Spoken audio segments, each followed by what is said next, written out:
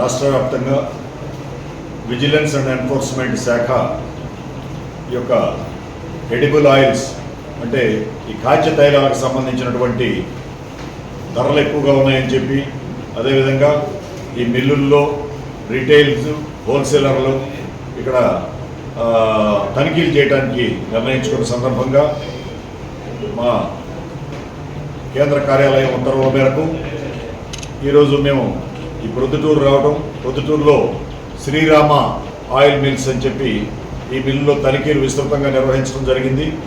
దాంట్లో తనిఖీల్లో భాగంగా ఇక్కడ కొన్ని స్టాక్స్లో వ్యత్యాసాలు ఉన్నాయి.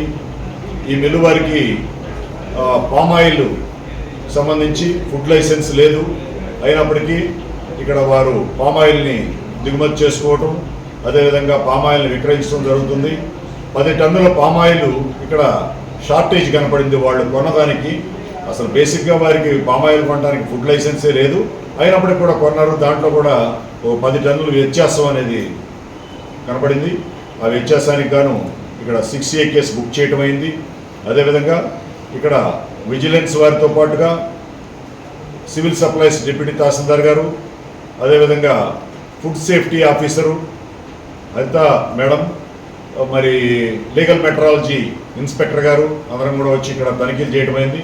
ఆ తనిఖీల్లో భాగంగా లీగల్ మెట్రాలజీ వారు ఇక్కడ ఉన్నటువంటి కాటాకి సరైనటువంటి ఆ యొక్క సీల్స్ లేవు అని చెప్పి, ముద్రలు లేవన్న కారణంగా వారు కేసు బుక్ చేయడం అయింది.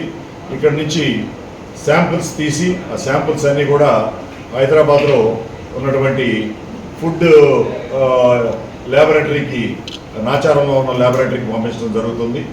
మరి తదుపరి ఆ రిపోర్ట్ వచ్చిన తర్వాత దానికి సంబంధించినటువంటి చర్యలు కూడా ఉంటాయి. ప్రొద్దుటూరు ఈ యొక్క పరిసరాలు, ఈ యొక్క ఎడిబుల్ ఆయిల్స్కి ఇక్కడ చాలా యొక్క వ్యాపారం ఉంది, మిల్లులు ఉన్నాయి. అవి ఎవరు కూడా ఈ రానున్న ఫెస్టివల్ సీజన్లో అధిక ధరలకు అమ్మడం, అదేవిధంగా ఎక్కువగా హోర్డింగ్ చేయడం, అంటే అవసరానికి మించి వాళ్ళ యొక్క లైసెన్స్ పరిమితులకు మించి ఇక్కడ స్టాక్స్ పెట్టుకొని తద్వారా ఆ కృత్రిమంగా కొరత సృష్టించే ప్రయత్నాలు చేస్తే వారి పట్ల విజిలెన్స్ ఎన్ఫోర్స్మెంట్ చాలా కఠినంగా వ్యవహరిస్తుంది.